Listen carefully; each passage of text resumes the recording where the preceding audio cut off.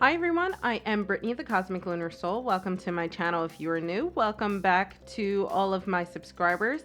Today we are going to be doing the final deck that I've kickstarted. We're going to be doing a flip through and review of it. And this is the Endless Oracle by Eric Mail. I'm so sorry if I pronounce this incorrectly. So Eric is an Oklahoma-based illustrator and indie publisher. I'll make sure to put all of his links in the description. But yeah, there is a Patreon, an online store, and yeah, make sure you follow them on Instagram and Kickstarter.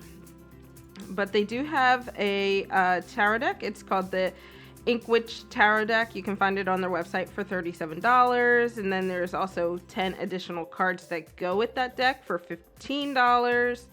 There's a companion book that goes along with that for $30. They even have a Lenormand deck. I mean, they have so much. Just make sure to go check out their website and see all of the other awesome things that they have. So this, I kickstarted for $40, so it's actually not that bad. And yeah, this is considered the limited Kickstarter first edition, so I wonder if they will do more. Alrighty, so I got the deck and the book. It came with some cool like little postcard kind of things, but for the sake of this video, I'll just be showing off these things. The book has the same patterning and design and everything. It's just a slightly different color than the box. But let's go ahead and check out the guidebook. I really like this book. It's laid out really well. So here we have the table of contents. It seems like a lot, but there's a lot in the intro. So reading the Endless Oracle, Eric does a good job at just giving you a lot of unique things to test out as you read with this Oracle deck. And then it gets into the meanings of the cards, additional cards, there's even a note about the back of the cards. That's interesting. And then parting thoughts, and then about the artist. So let's go ahead and just get into it. This section here explains the Endless Oracle. So it's a really cool concept. It's called, I hope I'm pronouncing this right, but myriorama inspired.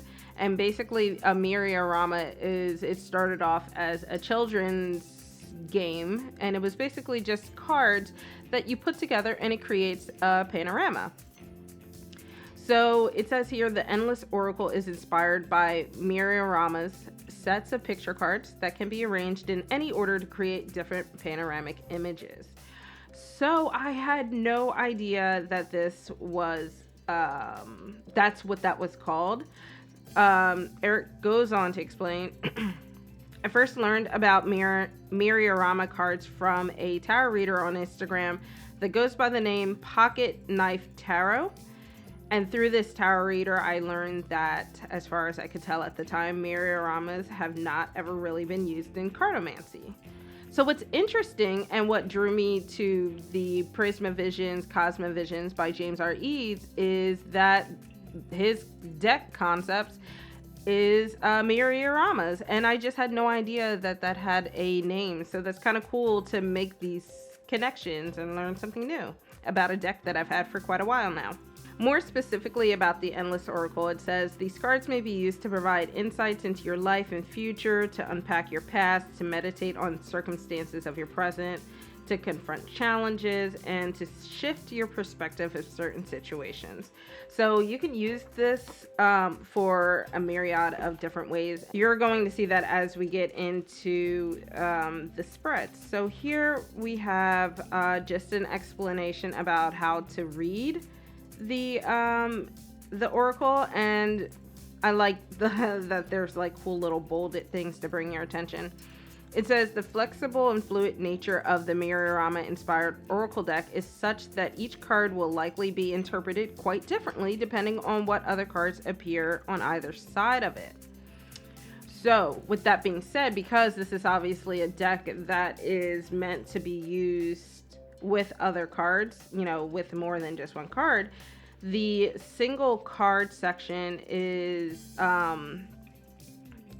more of a traditional use. So if you're doing a single card pull, you're using it as like a traditional oracle deck in the same way that, you know, you would any other oracle deck. And then it goes on to the different types of multiple cards. And ultimately, when you're pulling more than one card with this deck, your goal is to examine what kind of scene your cards create together. And here are some questions that that Eric poses. Do they seem to be interacting with one another? How do you feel they pertain to your situation? What is the relationship between them? And so forth and so on. Some things to consider when using multiple cards is taking note of timelines and panoramas. So you have to decide when you're doing these whether you're reading a series of events, like a sequence of events, or is this just a cohesive moment that's happening? So it's the big picture of a moment that you're currently involved in, for example. So before the reading, you can set that in motion. You can decide, I want to see the sequence of events about this situation, or I want to see the big picture of this situation I'm currently in. Or you could just kind of let it free flow and see how that goes. So pretty customizable how you deal with this.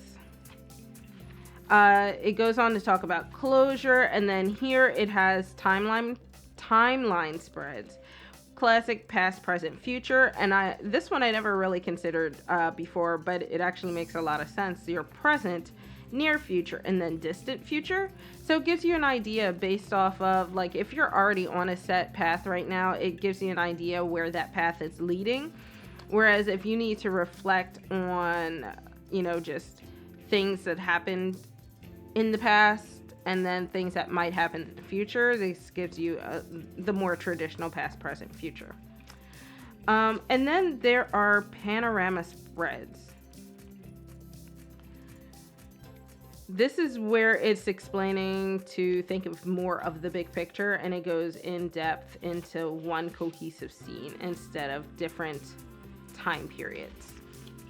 Here we have our adventure spread. This is an 8-card spread, and this is for kind of giving like the quality of like an adventure you're preparing for, or you're kind of just starting down and gaining insight on that. And then it's really nice because it breaks it down into the 8 different things, right? And then it goes on to explain how those things can interact with each other. So, for example, how can cards 4 and 6 interact with each other? How do cards 2 and 7 interact with each other? And so forth. And it just gives you an idea to make this a more in-depth and customizable spread. Another thing you can do with this is identify significator cards.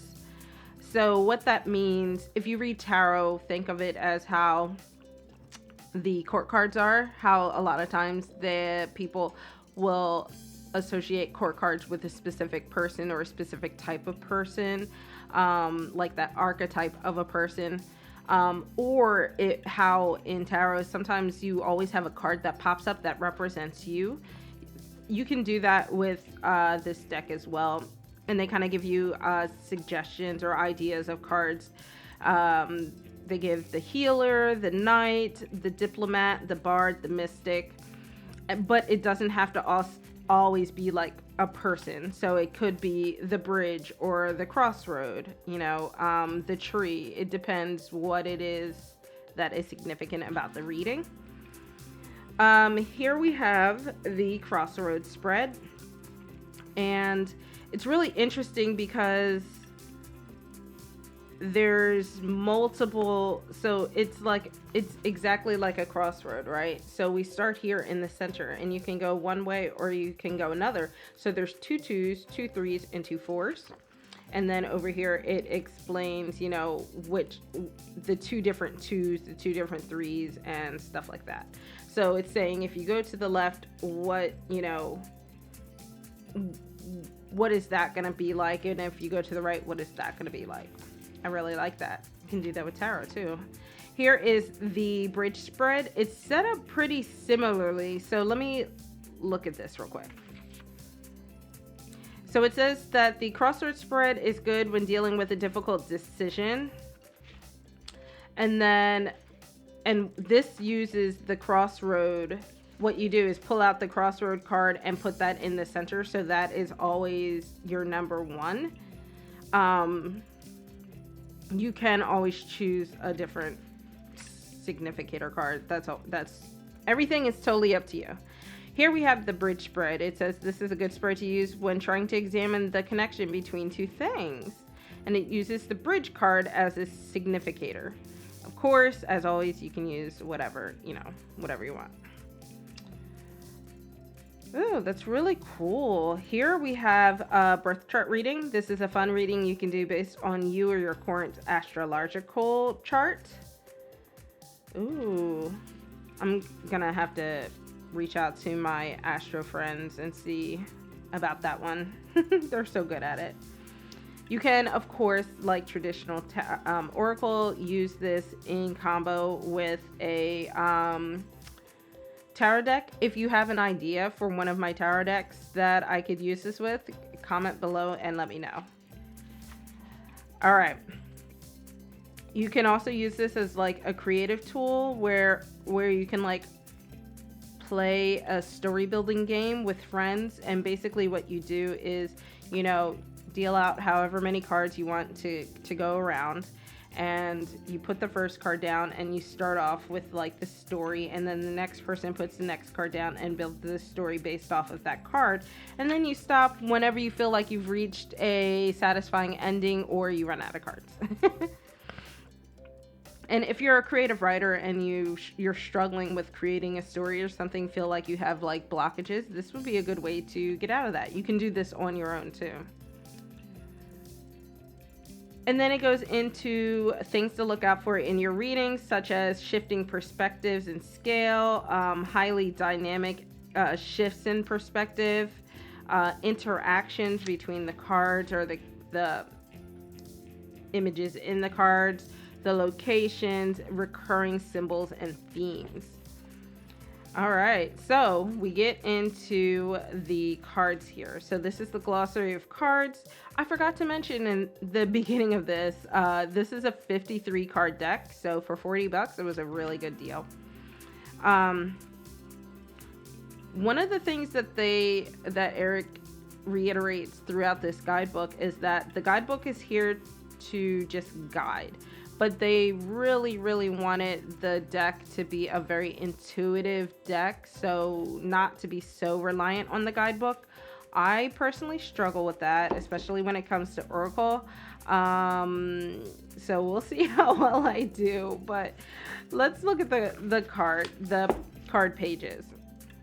It's set up pretty standard, no images, but it gives a lot of stuff to look at. So at the top we have the name, we have the main keywords, and then we go into some like expanded keywords, and that is the same across, you know, the entire thing. So we have in the top just sort of an explanation of the cards here, and just sort of like a little prompt or a little blurb about the depth of the card. And then here, this goes on to talk about how to read this card in larger readings. It says in the sky. I'm not quite sure. Oh, this kind of gets into the astrological portions of the cards. We have the creative notes. And then just down here, I guess another spiel about the card. And they're all set up that way, but these sections may be shorter or longer based off of just the card itself. So for instance, there's a lot of space here because the creative note is a little smaller. and the in the sky section is a little smaller. And that goes on throughout the entirety of the cards. So here's a note about the card backs. It says, I wanted to take a moment to mention the design on the back of the Endless Oracle cards. In some ways it is relevant as the designs on the fronts of the cards. I designed the card backs to show a path leading from the reader into the distance. I like the idea of seeing the back of the cards as a path that could be followed. So that's really cool. We'll have to get into that when we look at the cards. Parting thoughts about the artist. And yeah, all right, some art here in the back, and then that is the end of the guidebook. So you can see kind of one of those pathways here. You see that here. Let's go ahead and get this box opened, and let's look at the box. All right, the box is very glossy, just like the book, so you will be seeing my ring light in it, but it is a swing tab box with a magnetic closure. You can see that here. Quite lovely. The front has the design again on it. This side just says the Endless Oracle. This side just has design and nothing on the top or bottom. You guys know I always like when there are different options, because I tend to put my decks in this way. So I tend to remember for the most part what all my decks are. I haven't made it that far into deck collecting that I don't remember the boxes, but I still think that is a nice addition to have. So opening it up, we see the moon phases here. That's really, really cool. This is a nice sturdy box. Let me pull the cards out here so we can look at the rest of the box. And yeah, this is just a nice sturdy box. I actually got an Oracle deck, the Shaman Stream Oracle, that has a similar box, just bigger for Oracle cards. So this goes on the back. We have 6 cards here, as just to show off. And then it just explains that this is a unique Oracle deck loosely inspired by the tropes and archetypes of Greek myth, English folklore, and fantasy roleplay games, which you can kind of get an idea when it mentioned using this as a game with friends. So I could kind of see that.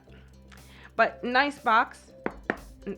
Would travel really well, I think. Might get scuffed up, so if you care about that, you might want to go ahead and put them in a bag, but it is what it is. All right, here are the cards. I'm gonna go ahead and adjust the camera, and we will get straight into the flip through.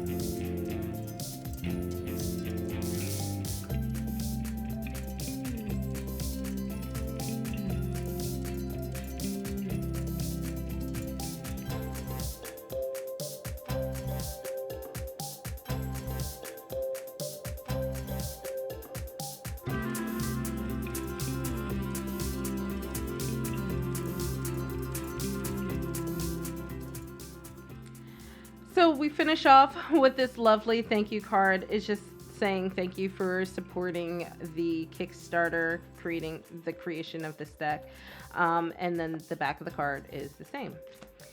So let's go ahead and look at the back of the cards, and then we'll talk about the images in a second. So you can see here that we saw on the box, we see on this card, and we see on the guidebook the design, and you can see this pathway. So one of the things I will note, obviously, if you do reversals in Oracle, this is not a reversible back in any regard. It's a little darker on the bottom and a little lighter on top, and then of course the image in here is not reversible. It's a very defined scene. So if you like to do reversals, that's not gonna work out well for you, I don't think. Or at least, you know, it depends. It depends if you care or not. The design, you can see it's a very, very blue deck. And that's one of the things that really drew me to it, actually, was just how blue it was, I guess. But I like the pops of color in some of the cards, and you can see that kind of just throughout the deck. Otherwise, it's a very monochromatic deck with sudden pops of pink, sudden pops of like rainbow and light greens here. And then sometimes you can see it in like the moon or something like that. But the cards, let's talk about the cardstock. They're thinner, which some people like, some people don't. There's no like foiling or gilding or anything on the sides, on the front or the backs, and I would say that this is just like a coated matte, but they are a little slidey, so I think that they will fan out really well. But because they are a thinner cardstock, I think that they'll shuffle really well as well. It's not like tarot anyway, where you have like a million cards, right? Actually, before I do that, I'm about to do my rifle shuffle, but let's see how it overhands.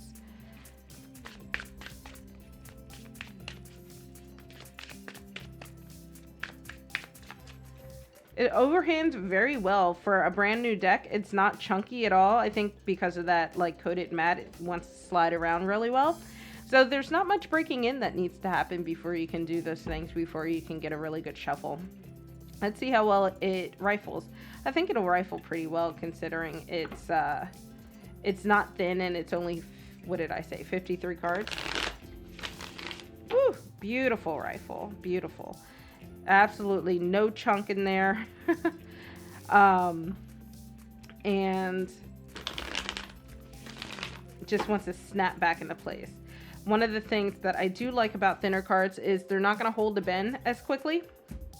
So that makes them easier to manhandle a little bit when it comes to shuffling. I know that I introduced the idea of a sideways rifle. I did not like that, so I won't do that again. You guys will have to try that out for yourselves going forward. But let's look at the fan. So we have our cards.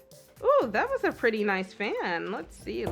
This background here is a little on the slick side, so when you fan out, you just got to be cognizant of that. But yeah, pretty good fan. Not chunky at all. I love that. I love that. So let's do like a test to see what a reading with this will look like. We'll just consider it a community read with you guys, where we focus on we'll do a present, near future, and distant future. And let's see what a myriorama, oh goodness, words. All right, so let's see what our present card is.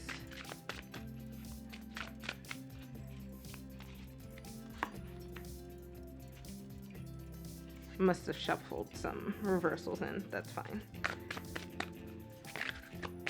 Yes, I did shuffle reversals in. All right.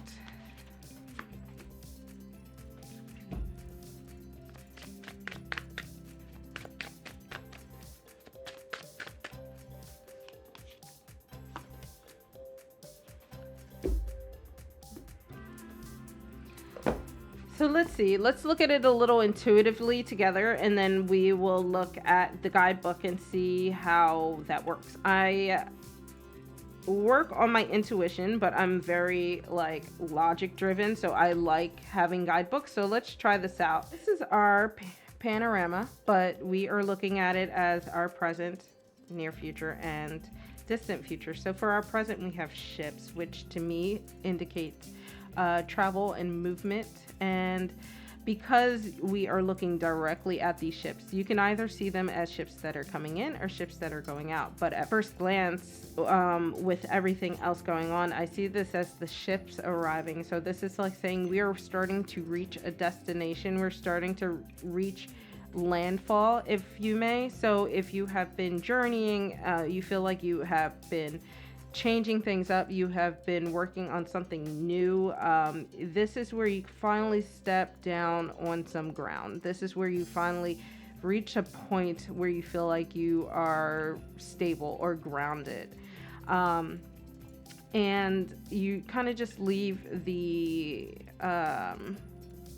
seas behind, where there might have been a lot of turbulence, a lot of, rocking the boat, if you will.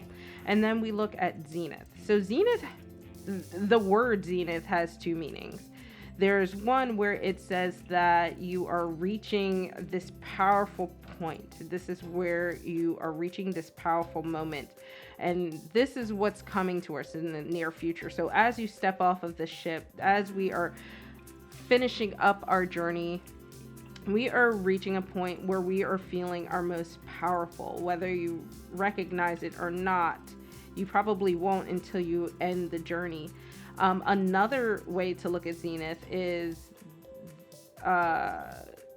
like the celestial somethings. I can't remember the second definition very well, but the premise is like the skies are looking down upon you. So a lot of times when I think of that, and especially because this is a very nighttime-esque deck, it's like saying like the moon is shining upon you kind of thing, and you're like soaking up the essence of the moon, whatever, or the planet, whatever planet you feel the most connected to. So I like to kind of take both of those meanings and merge them together, where you are harnessing this, you're being favored by the stars, and you are being given this power that you can tap into. And what I really like here is the stairs, and it's leading up to this precipice where you can feel at your most highest. You can feel where you just get a chance to survey everything around you and get a chance to see the world from a new and higher perspective. But in the distant future, we have our crossroad. And that's not necessarily a bad thing. I think what this is saying here is that you've had this journey that has led you into feeling your most empowered, and now you have to decide what you want to do with it. You don't have to decide now, but in the future you're going to have to figure something out. You have this, maybe this zenith could be like an award that is coming towards you. Maybe you graduated, maybe you got a new job, maybe you got a new promotion, something like that. But now you need to figure out how that's going to apply to your life. So, do you take the left road or do you take the right road? And see what path that leads you down. So just keep in mind, as you go down this pathway here, as you go towards the future, you will have to start to make some decisions that you might have been putting off in the past. All right, we did our intuitive reading. Let's see what the guidebook has for us. So we have the ships, long voyages, distances, but then also homecoming, farewells, and travel. Okay, I feel like this is a pretty obvious card, so I'm not going to pat myself on the back for that one. So this isn't a very large reading, but no, we don't have any figures in this, so I feel like this is a very broad journey that we're on, and this doesn't have to just be an internal versus external kind of thing. So I think that this is, I imagine us as the viewer looking at these. So these are windows that we're looking at, which is why there are no people involved in this. Yeah, so that is the ships. We have the Zenith. Let's look at the Zenith. So here we have the Zenith, and it says apotheosis, which is more or less like reaching a precipice. Like another word given is culmination. And then the extended is coming full circle, success, and apex. So the first thing that it says here is you are on top of the world. And that's a lot of what I was saying in this, you know, like you've reached the precipice, you've gotten a chance to, you've achieved whatever it is you want to achieve. Okay, that's exciting. So these are very easily intuitive, although I feel like I got some easy cards.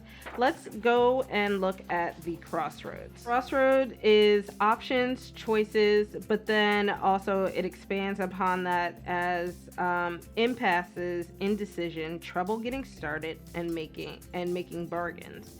So I feel like, you know, based off of everything else, it doesn't have the more negative connotation. It has more of the, you are finally, because of your accomplishments, being offered these different choices in life. So I think that even though this does give more of a saying, like the Crossroads is saying that you have difficult choices lie ahead of you. Difficult doesn't necessarily mean bad. Like, for example, if you got